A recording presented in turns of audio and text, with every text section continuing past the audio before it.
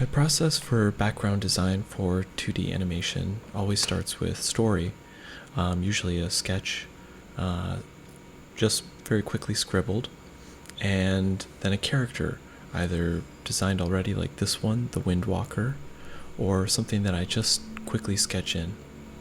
And character is really important for BG design because you need to figure out the line of action that the character is going to flow through the scene. The next thing I focus on is breaking down the canvas. How you break down the canvas really influences the mood and vibe of the piece. A more centered composition is going to feel very stable. More off-centered, it's going to feel more dramatic and dynamic. So I go with a 60-40 and a 75-25. I also think about how the canvas is broken up into kind of vertical slices and horizontal slices. Sketching the horizon, I put in a perspective grid using Perspective Tools 2. Great handy tool for background design.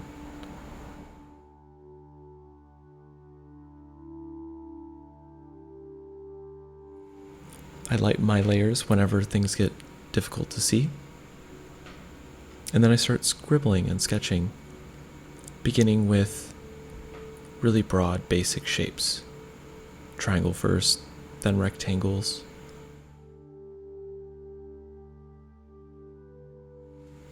Adjusting the perspective as many times as I need.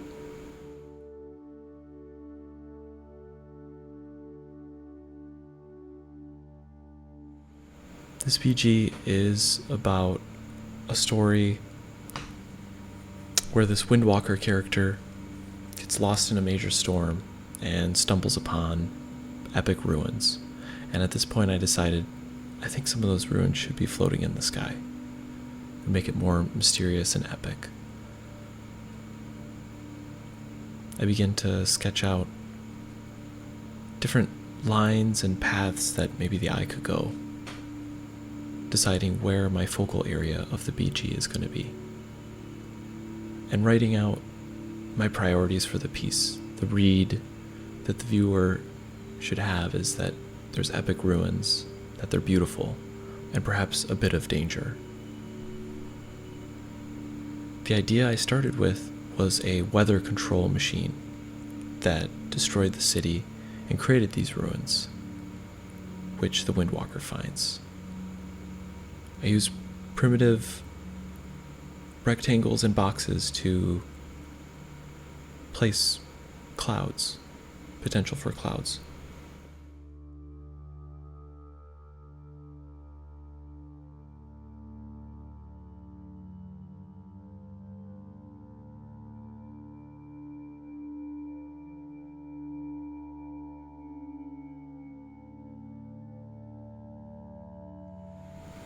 The next phase is to put a sheet of tracing paper over your artwork and sketch on top. Sketching from imagination is what I like to do the most. I have my references up all the time, but I'm constantly tinkering.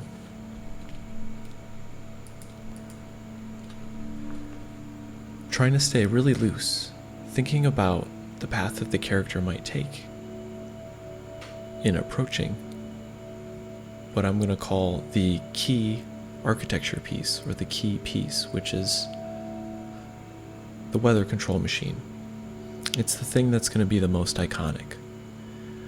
But before I get to that, I want to feel out the landscape. Using the perspective lines to give me a sense of scale and depth. Drawing with a hard round brush and using as many Photoshop tricks as I know to transform my drawing, which allows me to collage my lines.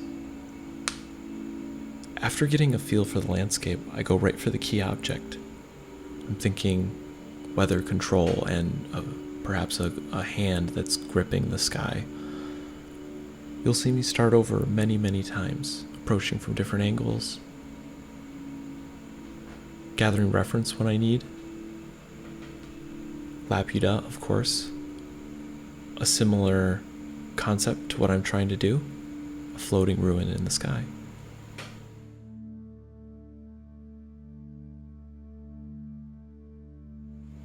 Looking at my references all the time for kind of key, iconic forms or shapes that repeat, that could be useful to make a very strong design. Now this is where, once I have some scribbles in, I'll go back to my character, duplicate it many times, and spread it throughout the landscape so that this character is my guide for scale. When I go to draw elements like windows, doors, other parts of buildings, I want to make sure that the character and those elements are in sync. If you have doors or windows that feel too large or too small for a character off in the distance, it'll break the illusion of depth. And in animation, for BG design especially, we need a quick read. I tend to like a lot of detail, and so I always draw more than I need, even putting little characters way off in the distance and way up on the weather control machine.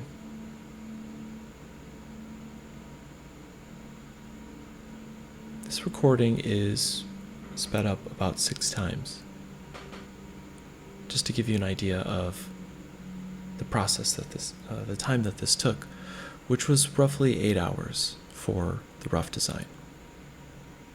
But I'm still in the early stages at this point, gathering more reference, looking for science fiction art, discs, satellites, and what I do is I take little breaks throughout the design to study the silhouette, and I trace. I look for design clues of straights versus curves, complex versus simple, big versus small, and just the general proportion, or what you could call the shape envelope of a certain thing. And so I wanted to have this weather control machine be more of a disc, a dish, that's also grabbing the sky, but the architecture supporting that machine is very important as well.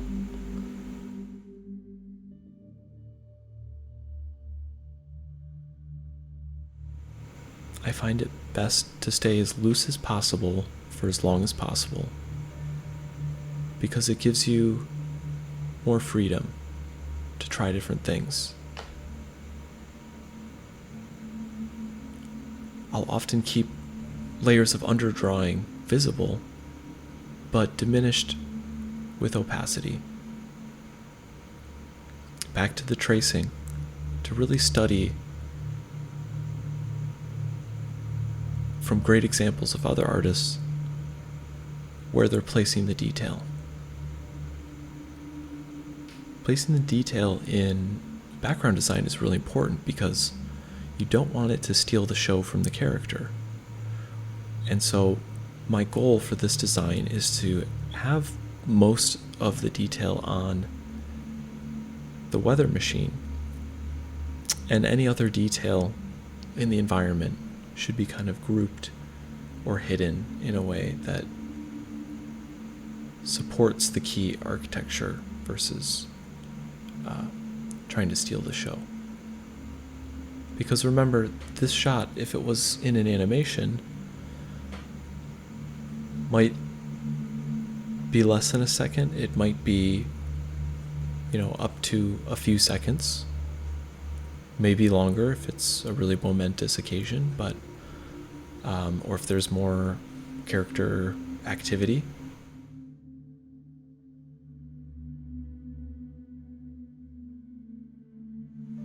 So the read has to be really clear on first glance. But that doesn't stop me from trying all sorts of things. Sketching, erasing into my drawing, transforming, moving parts around. And just getting into the zone and thinking about this world as I'm drawing. How does it stay afloat?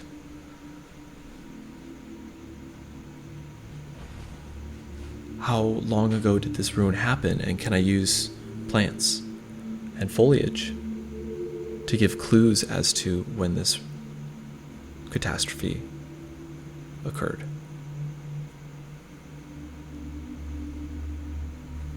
Always studying my references when I feel the need.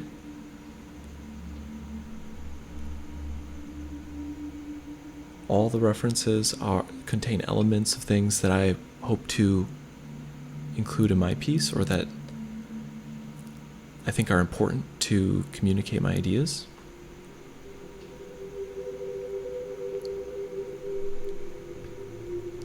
And I also add in these smaller elements. Now,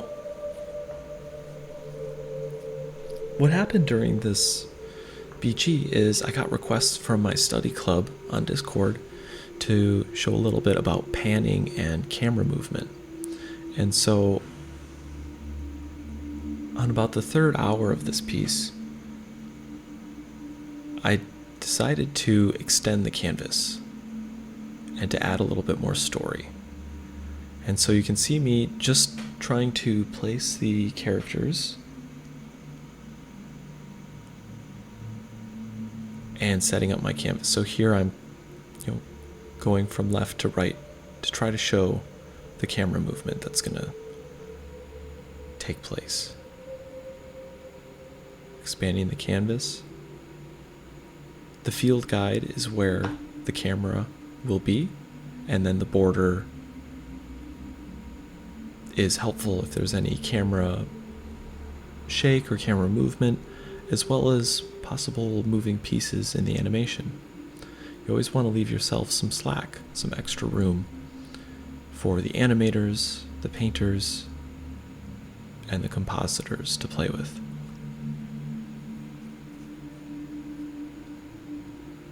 So here my idea is that the camera will move to the right, and once it moves to the right, it will also zoom in.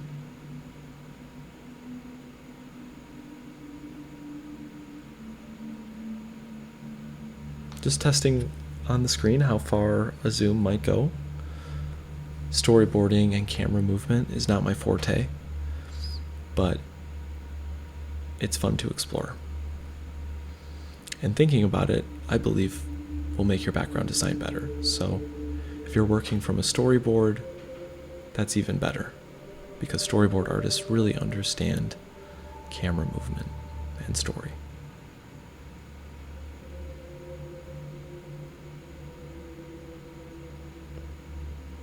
I decided to transform my whole artwork and begin extending the drawing.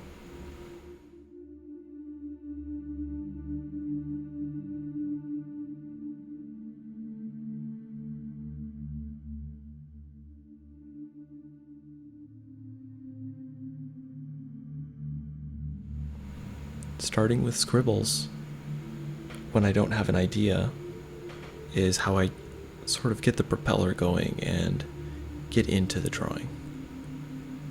I wanted some foreground elements and to show more plants to emphasize the feeling of a ruin. Trees growing in the street, slanted, windswept plants to show a little bit of a sense of weather. It's the job of a background designer, I feel, to use things like weather to help tell the story and set the mood.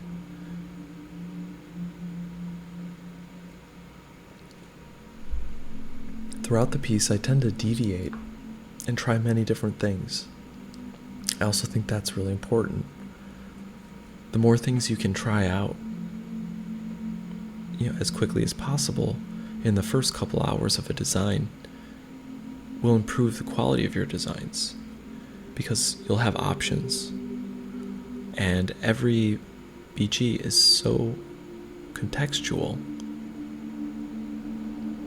based on what happened before and after not only this shot, but throughout the entire show, episode, season, series, that you have to experiment with different things. Now this is for a personal piece, and so the design ends up being a bit more illustrative because I don't have a shot before set up or a shot after. But I do start to imagine maybe clouds cover the key iconic piece and move away as the character walks towards the environment. If there's street poles, they're going to move at a different speed than the cloud. This is called parallax, and it's how the animators create a sensation of movement in the landscape. So having all these pieces separate on different layers is another important thing to do.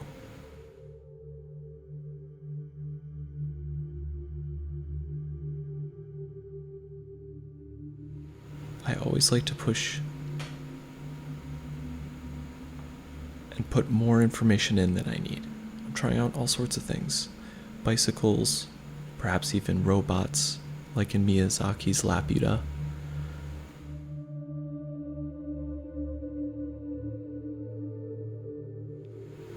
I set timers to help me with different tasks,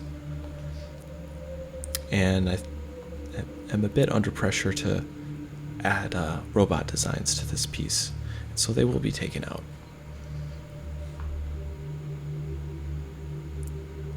Again, I don't want to detract from the iconic key piece.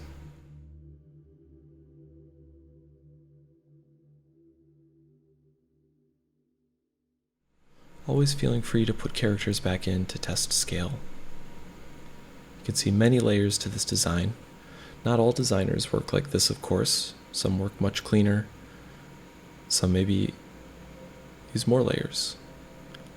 I tend to enjoy having white tracing paper on top of multiple sketches to just keep building up.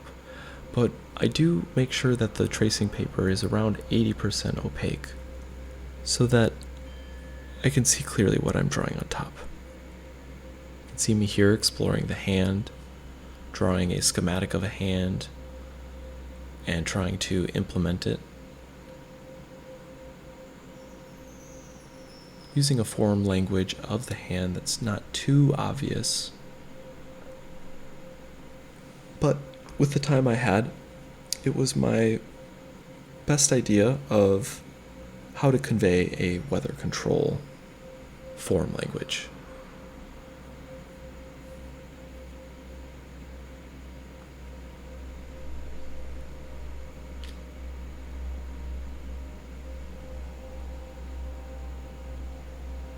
And you can see even in this moment, there's 3 layers of the drawing, each one building closer and closer to my idea. I'm changing my mind a lot because the context is so unique.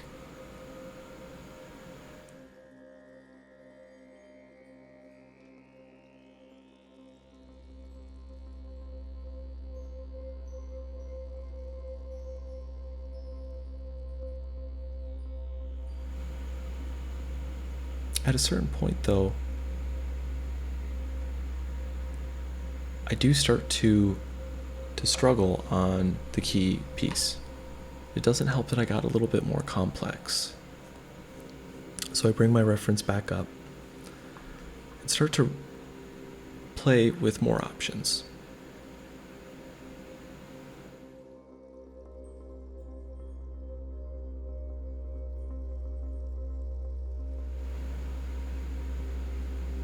thinning out the design and making it taller makes it a little bit more ominous.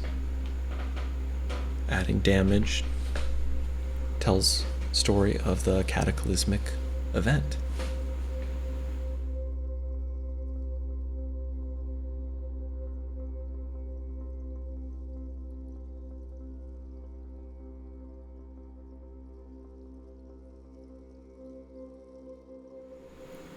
After taking a break and going on a hike to Griffith Park, I noticed some similarities of form language on the observatory that could be useful for my architecture. So I traced my photos to get a better idea of the shape design just naturally occurring. The photos are from a sunrise painting at Griffith Park with the Warrior Painters, a local group in Los Angeles and internationally, actually. So adding that into my reference pool before adding another opaque sheet of tracing paper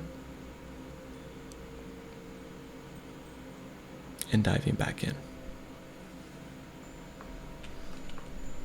Isolating the key piece is helpful to really lock in a design. I felt like the design was very indecisive, so I try another layering of line work.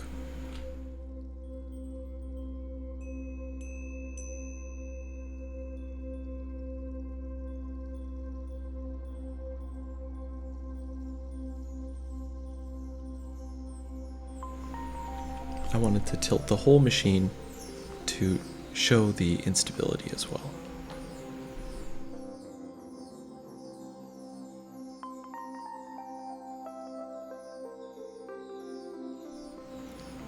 Here I begin to focus right in on trying to clarify this dish design.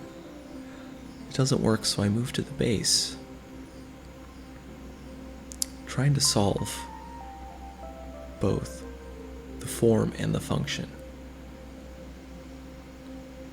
In the end, I got too stuck, and I go to what I should have done a little bit earlier, which is to isolate the design and draw a schematic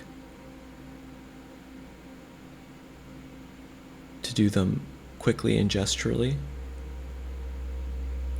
using symmetry tools.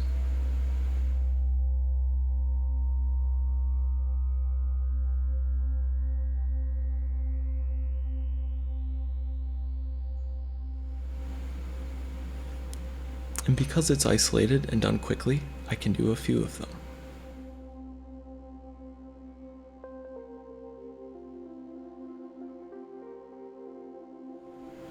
I love to freehand draw, but the symmetry tool in Photoshop is the best of both worlds.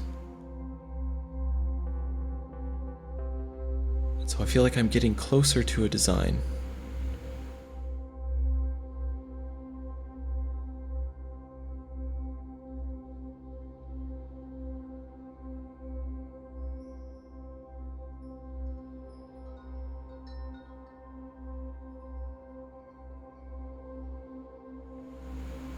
In this situation, it turns out third time is the charm. I feel like I'm getting close to finally combining the elements of a dish pointing towards the sky with gripping finger-like antenna.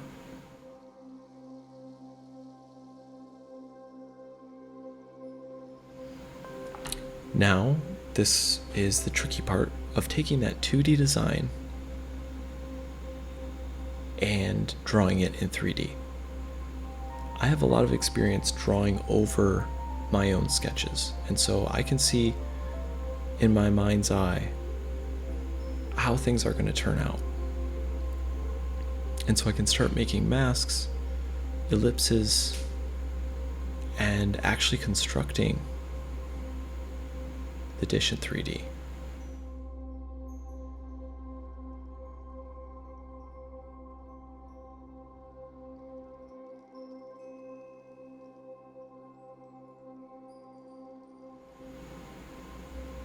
totally credit Draw a Box with teaching me the fundamentals of constructive drawing to do this type of build out, taking a concept, sketch, and then putting it into 3D space. And you can see here me putting the box, one of many to come, in order to make sure that the fingers are properly spaced.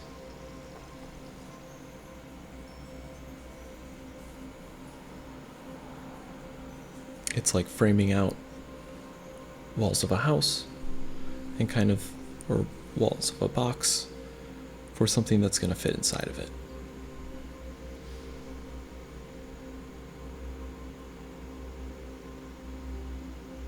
Returning to that freehand sketching,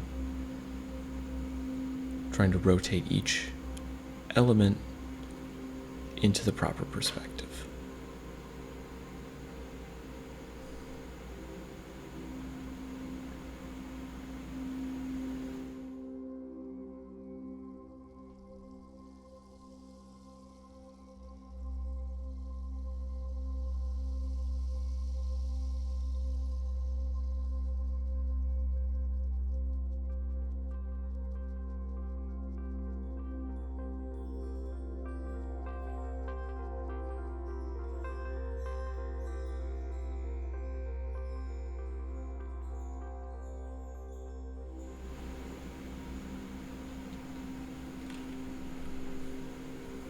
Once the main dish is done, focusing on the foundation is the next step. Starting with the most iconic and important part of the key piece comes first,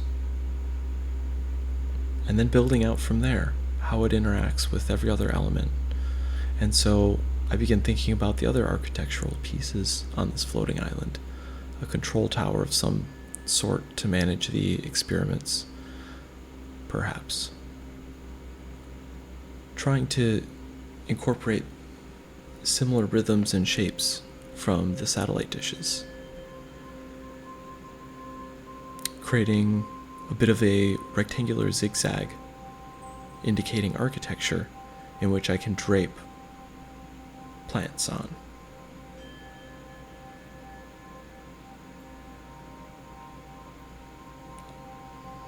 I love mixing organic and architectural elements. Trees are another one of my favorite things to draw.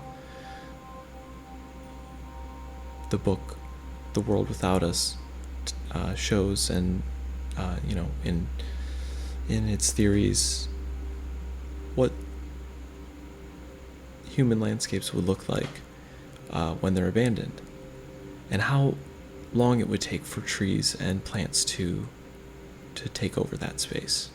So that's part of the thinking here, is perhaps this has been here for 50 years, maybe longer.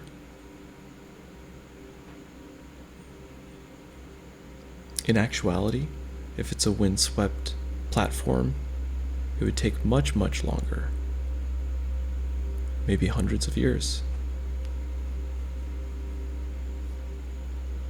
So I love thinking about the world building while I'm sketching. And that's one of the ways I add story. Up until now, I've been a little sketchy for the sake of speed and ideation on the platform. But now it comes time to really lock in the ellipses, of course, using a grid. Using the wonderful Photoshop tools to transform my ellipses.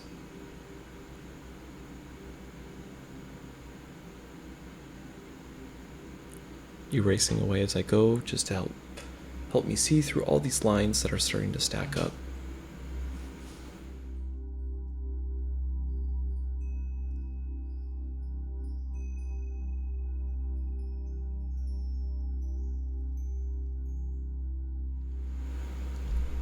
Using symmetry tools and guides, any measuring trick or shortcut I can use.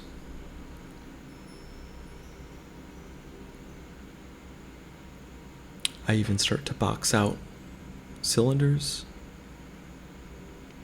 refining their perspective.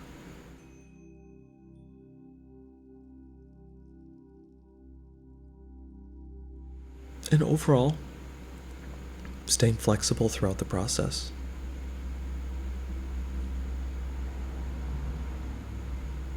Putting masks on parts of the drawing to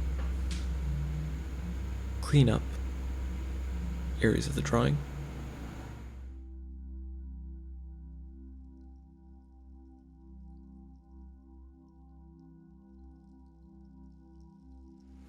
After another break on Twitter, Alarico, I see this piece from their account that's strikingly similar to what I'm working on. And so, again, always thinking about reference and taking inspiration from everywhere.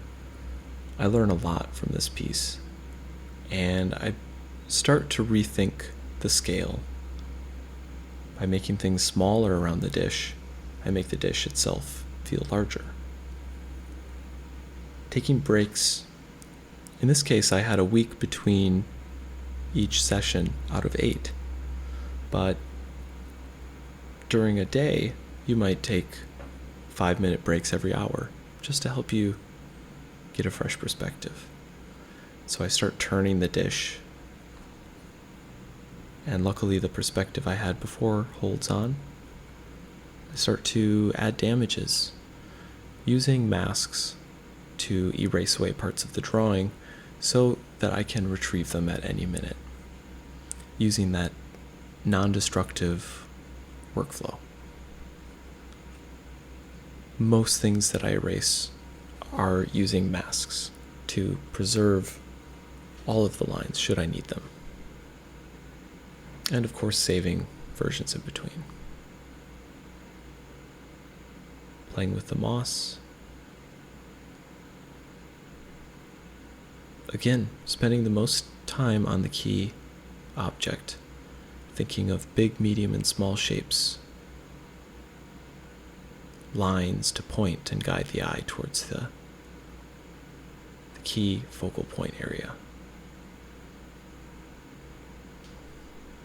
Reinforcing that quick read.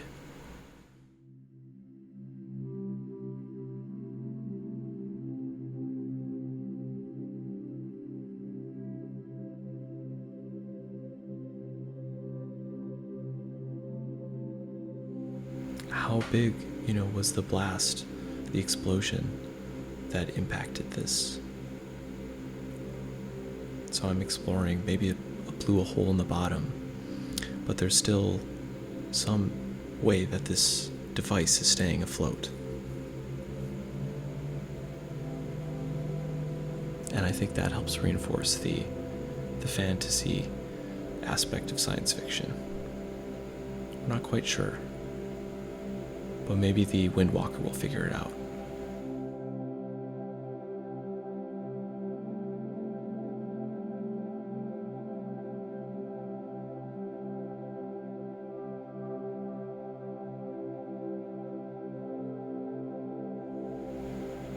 Getting a little caught up in detail.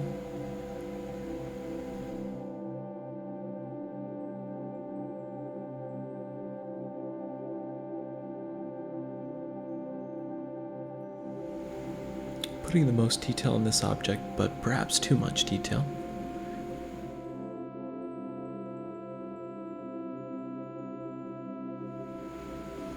But another trick is that you can sometimes squeeze detail in places where you know that there's going to be shadow.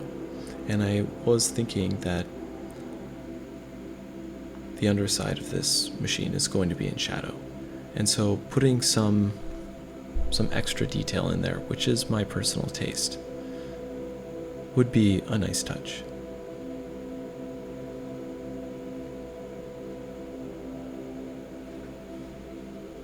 Taking time to close up all of the broken edges so that when I start to select my shapes,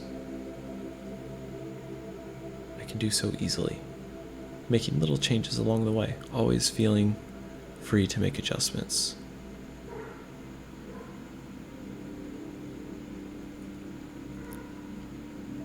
making a full selection, and the silhouette.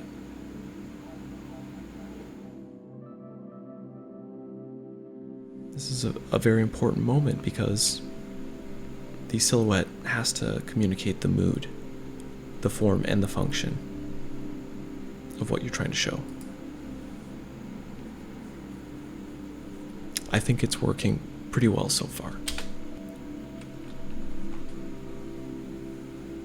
At this point, I need to figure out whether I'm going to paint or start sketching from the background to the foreground, or from the foreground to the background.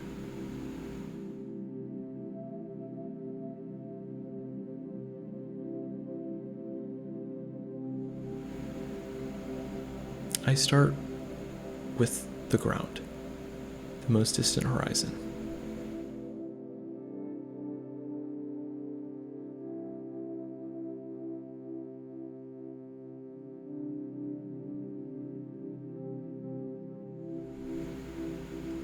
Clouds are an essential part of this, being weather and really fun elements to draw.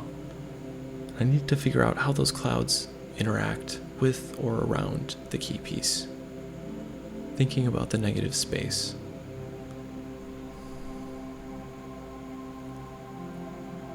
When there's something I like, I'll take a moment to refine it a little bit, to see if it actually works.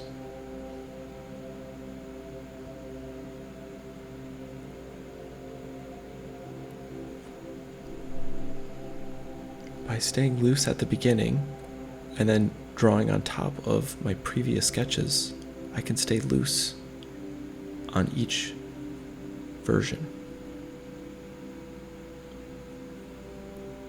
And giving space for my imagination to come up with different things.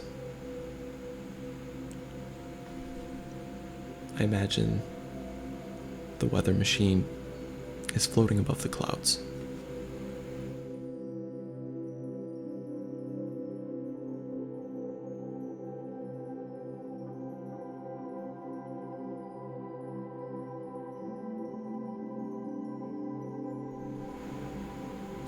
Checking the silhouette.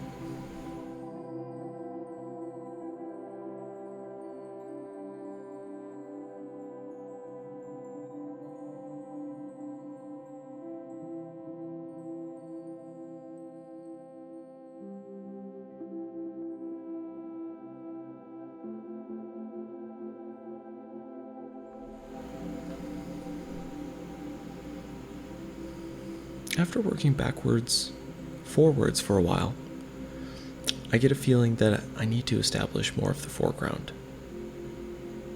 I start to think that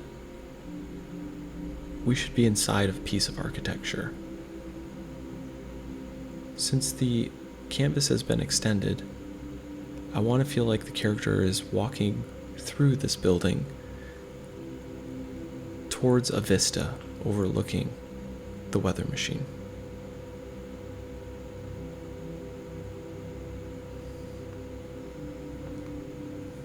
I'm thinking about the proportions of the framing elements, these pillars.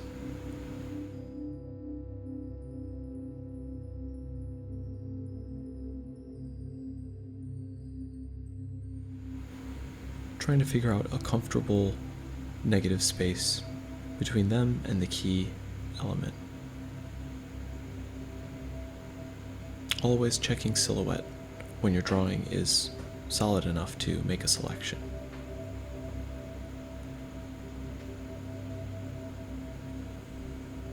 I also need to think about the cityscape.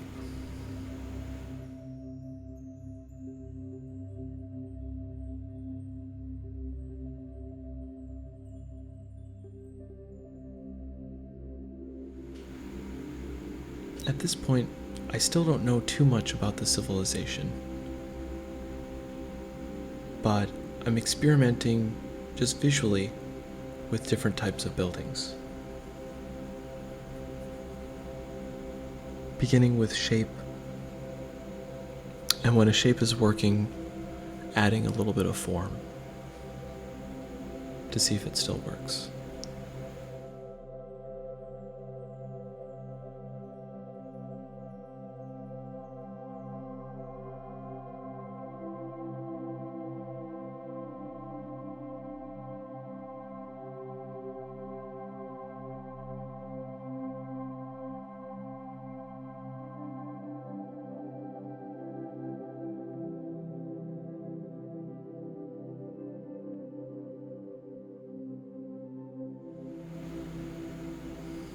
With more and more elements silhouetted out, the background design starts to come into focus.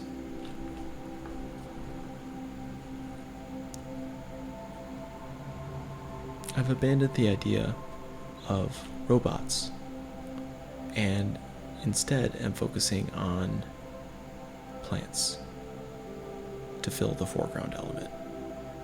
I'm just checking the camera movement.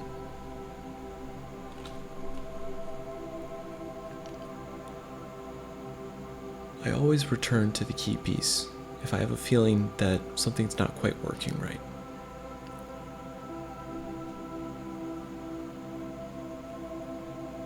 I use the digital tools to select and collage parts of my drawing, as well as the fill layer, which provides the silhouette. I felt like the machine was a bit lopsided, and centering the disc made a lot of sense. After all, that's how Laputa was designed as well. Especially because I wanted to tilt the entire platform a little. Having the disc more center was a better design choice, I feel.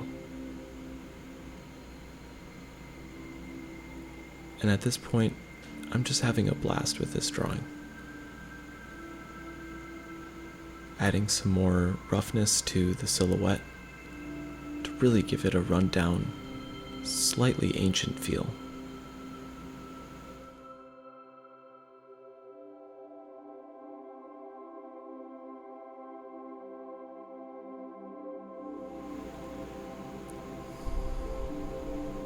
I do draw in different colors at a certain point to help me differentiate.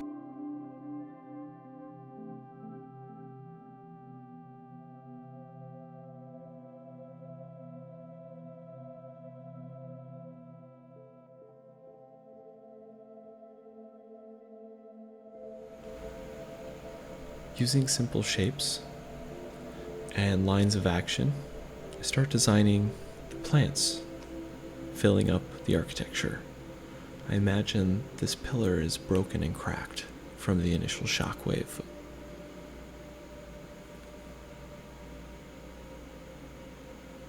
But, as always, trying out different things, perhaps a slightly different form to the pillar. Looking at some Egyptian pillars from throughout history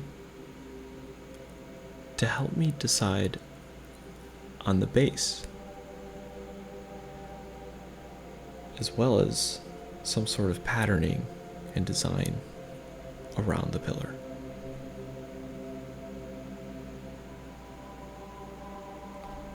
I'm cutting the base a little too close to the horizon, but my justification is that I will be putting many plants over this, and I do end up adjusting the base to have a little bit more solid, big, medium, and small. Always tilting columns in upward if you can.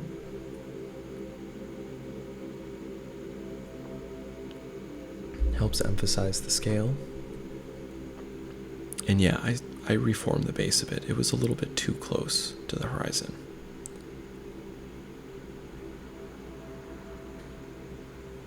Measure twice, cut once. And these many, many sketches are more measurements than actual drawings. The actual drawing will be done in the cleanup phase, which will be in the next video. I decide the column should be cracked and have more of a zigzag feel.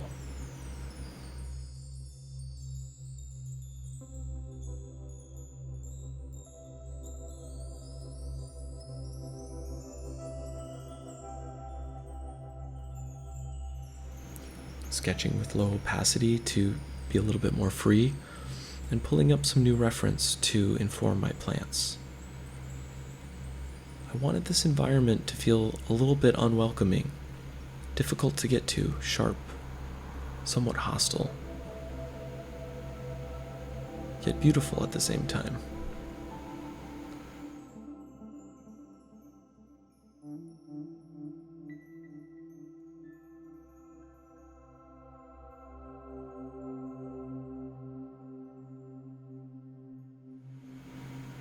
At each stage of refinement, I continue to feel free to explore. And so while I start using shorthand and intuitive drawing to sketch out these plants, I'm never afraid to make a change.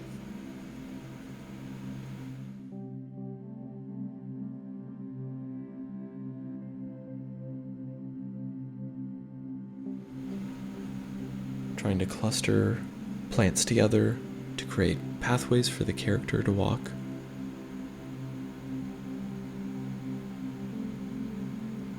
Zigzagging the line around with different rhythms.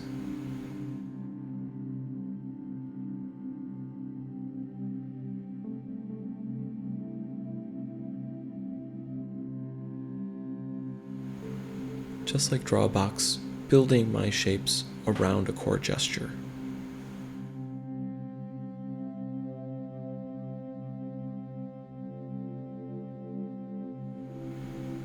Some of these leaves and edges could be simplified, but I am enjoying working on a personal piece that isn't necessarily going to be a part of a production, and so I can push it a bit more illustrative, a bit more feature style animation, where perhaps there's more time to spend and lavish on the details.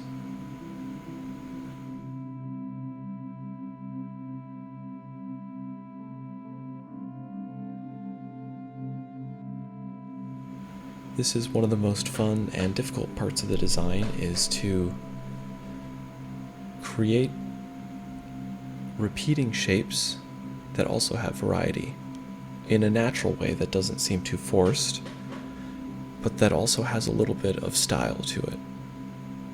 And so I'm thinking about all those things as I'm drawing. Simple versus complex. High areas of detail and empty spaces.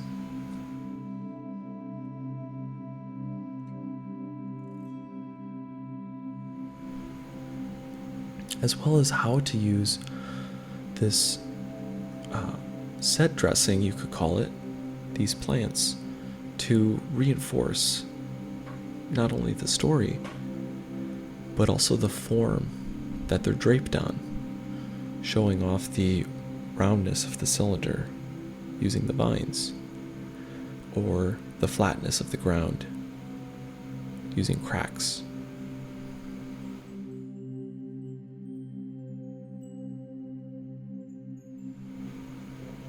Checking again,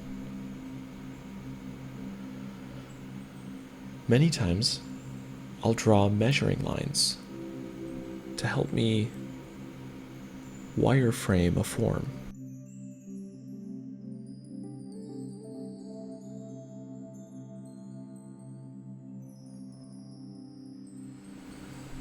I get the craving to get a little more specific with the small shapes on the buildings and really show the window size, going back all the way to the first measurements of the character, trying to feel out the scale.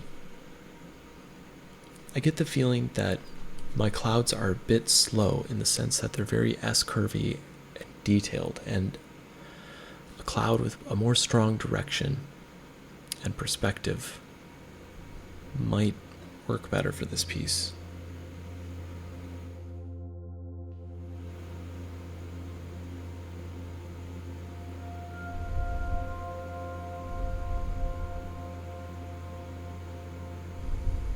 I began thinking about how a zigzag might work in the clouds. Sometimes I'll put a little bit of shading and value in, especially on focal areas,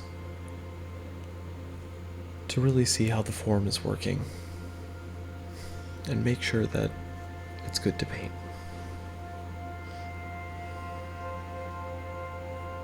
Thinking about the negative space,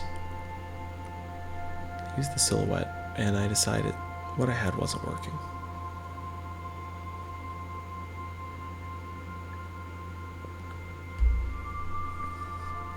I debate between a perspective of the clouds that is hinged on the main focal point, but looking at photos, I decide that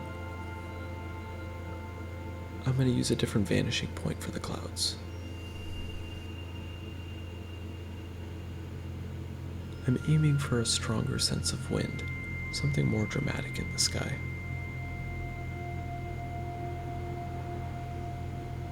So again, with each stage, I'm sketching out very quickly at first, and layering, drawing upon drawing, to both see what I had before, the original gesture and flow of what I was trying to draw.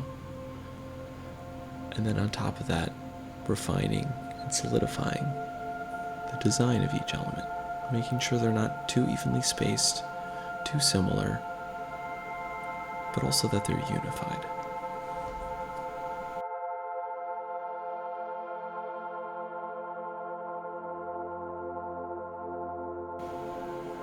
And with a rough design like this,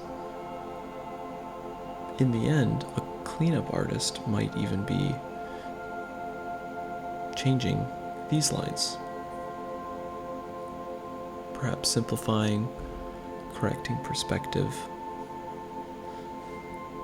or adding their own touch, their own story elements to the design.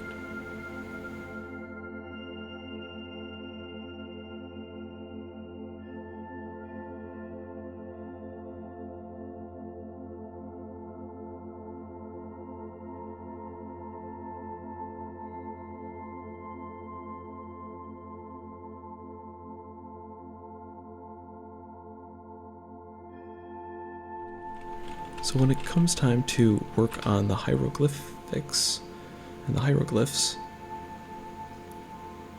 for my ancient civilization, I reference the Egyptians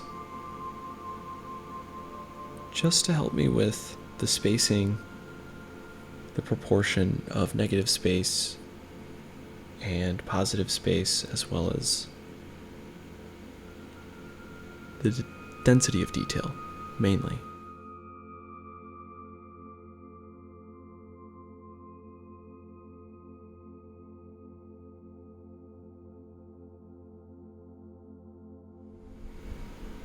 I like to use all the digital tools I have to help me with ellipses and framing out, measuring, and solidifying each element of the design, especially with architecture.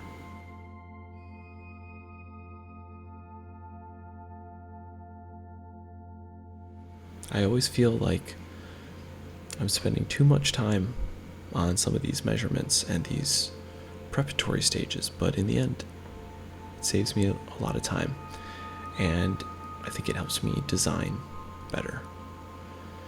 So I start scribbling out, warming up to try out some designs.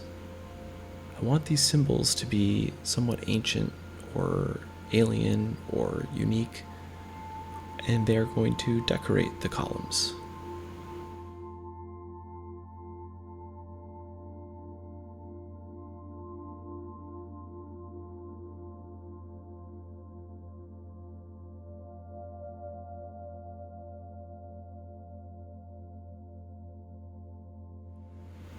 At this point, I'm feeling the urgency of being near the end of this design, and I do these patterns very quickly. In the final cleanup, I decide to revisit these patterns because they didn't quite feel thought out enough. Not worth cleaning to the level that I wanted to refine these designs. But for the time being, they're going to help me figure out the spacing and the form of these designs and how it's going to look.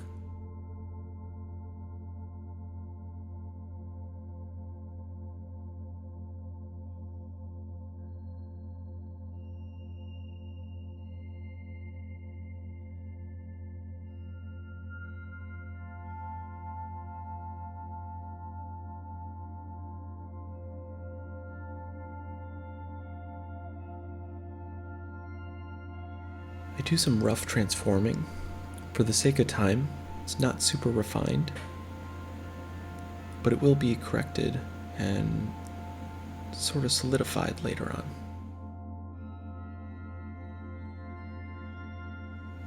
And the bonus side of having it be a ruin and there being plants everywhere is a little bit of asymmetry and hidden elements. Makes the piece better.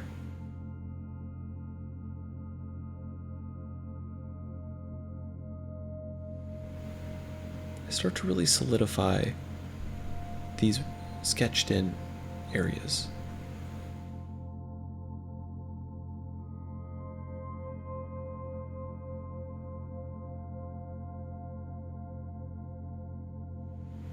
I turn layers on and off to help me focus on different elements of the background. And I get the feeling that in order to make the city complete, I need to repeat elements from the foreground into the midground and background. And so I start sketching columns, because not only do great big columns signify a powerful civilization, but it emphasizes the ruin as well. Just like the ruins in Rome, or any other large city from the past.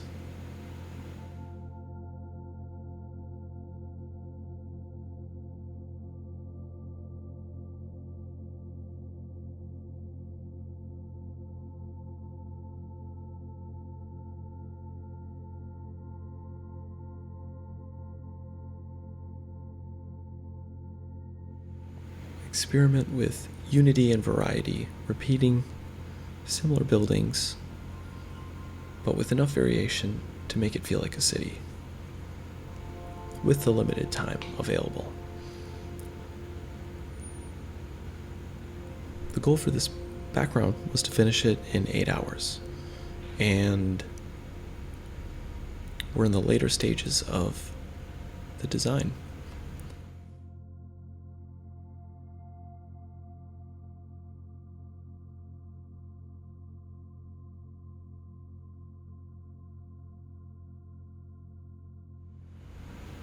After another break, I make a few more changes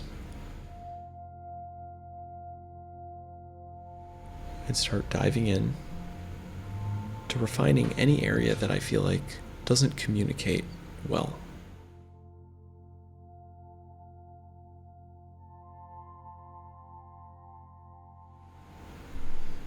I want to pass this design on to the cleanup phase, and in order to do that,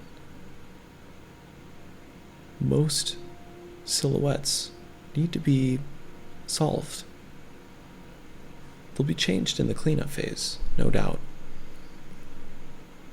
but at least a silhouette.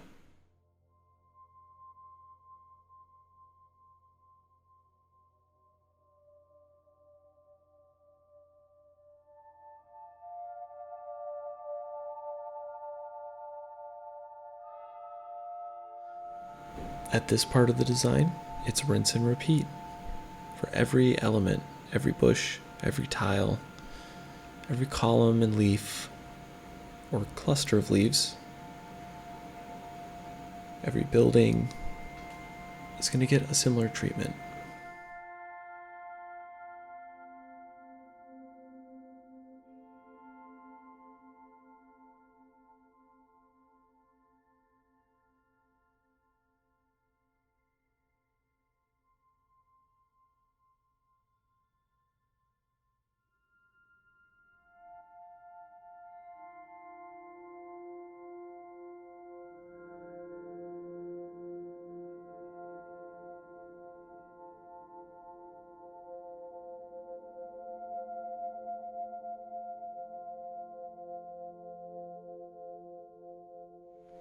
Whenever and wherever possible, duplicating different elements of your drawing is a great time saver and also allows you to collage the drawing instead of freehanding every element. So you can make changes to each piece, but you don't have to reinvent the design every time. So one by one, I'm adding pieces to this puzzle, filling out the world and the space that this character is going to occupy.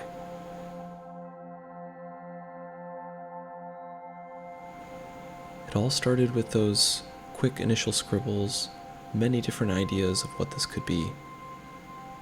Again, since I didn't have any concepts to work from or storyboards to reference, I had to figure out a lot on the fly.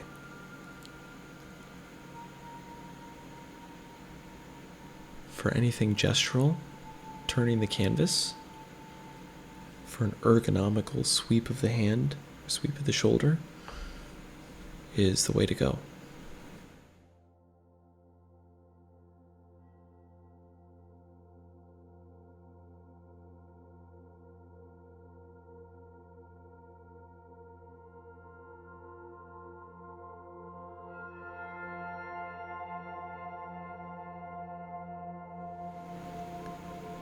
For this design, I do use shift-click to help me with the architecture.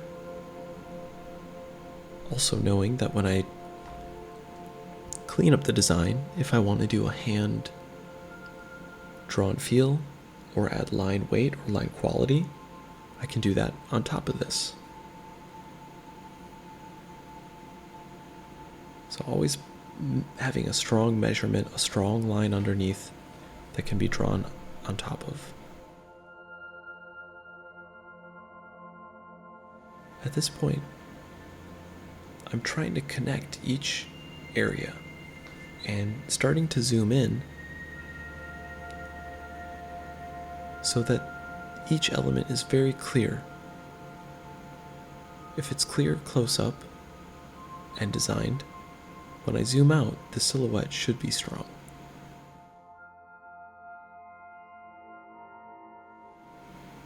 Typically, I'm trying to work around the edges of each piece and then work on the interior lines second.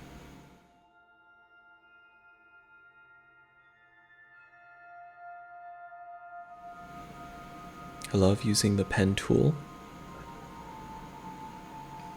to help set up perspective lines that are adjustable on the fly. And then I use the line tool to draw the lines over the pen. You can also stroke the pen tool to get the same effect.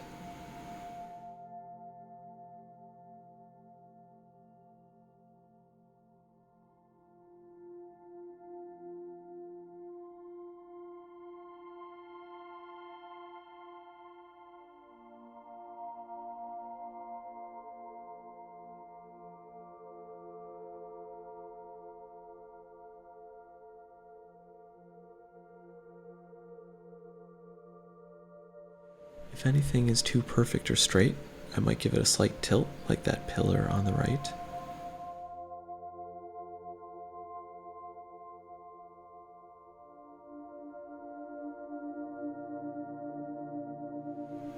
And again, once your foundations are set, focusing on the silhouette and seeing if this shape arrangement, the negative and positive space of the pillar against the sky, as well as the texture of flat architecture to jagged plant edges. And so I'm thinking again about how this character is going to interact in this space.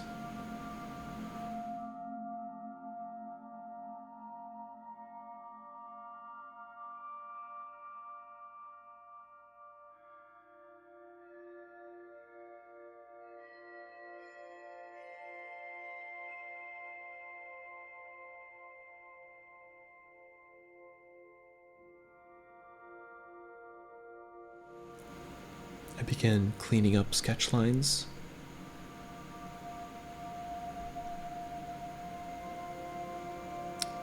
And each new element that I mask out, I can erase part of my sketch, and so more and more of the design becomes roughed out, ready for cleanup.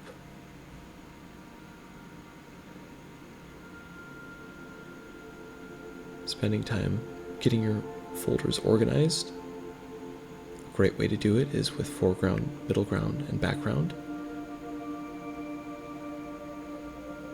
Not only to remind you of the design principle of foreground, middle ground, and background, but to make things easier for the other artists who might work on this file, which for this design will be me.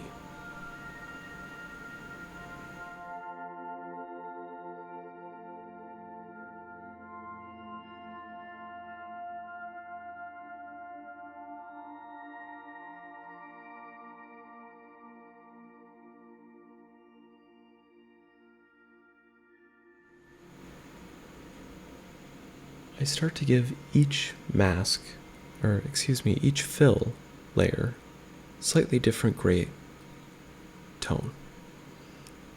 This is going to help reinforce how the design might actually be painted, which is going to give a more true representation of how the lines are going to interact with the color in the paint.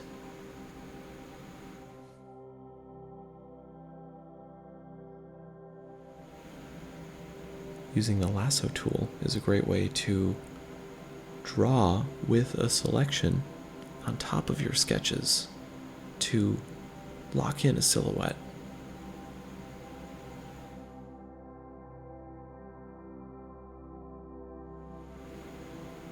The silhouette is the first and most important read, and so by making the selection, when I go to clean up the design, I have a strong shape foundation to invent from.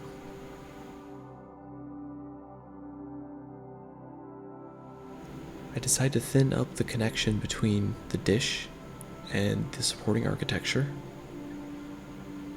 After watching some Star Wars, I noticed that in Rogue One, the communications dish had a very narrow connection at the base, and so after yet another break, I continued to modify the design, even in these final stages.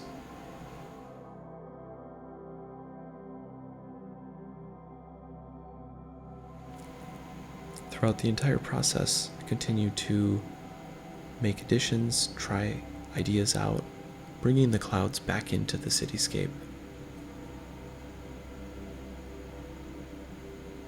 Drawing with the selection tool, and collaging my shapes. Thinking always of unity and variety.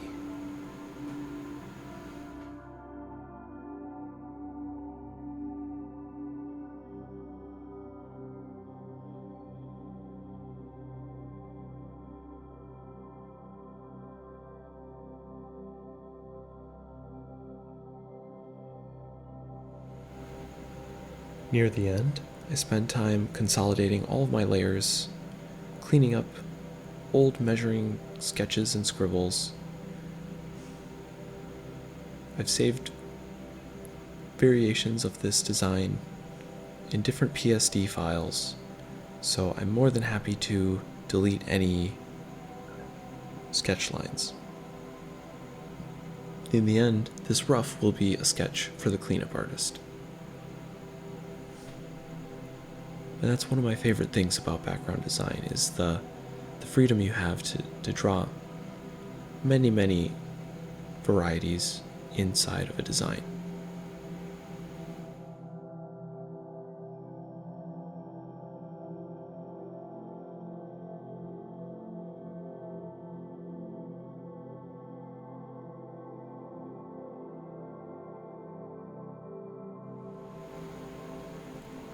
Since I am cleaning up this design, I decided to include a few notes to self, just in the form of a little bit of paint.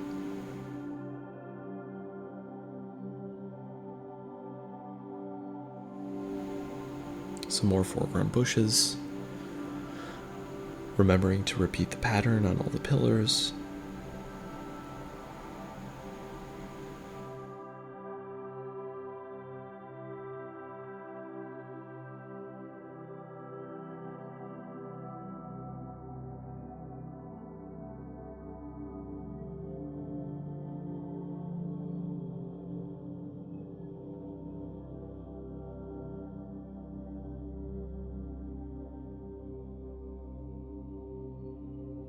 And there you have it, my rough design, panning from the left to the right, showing an ancient civilization with a weather control machine in the cityscape that my character, the Windwalker, is going to discover and explore.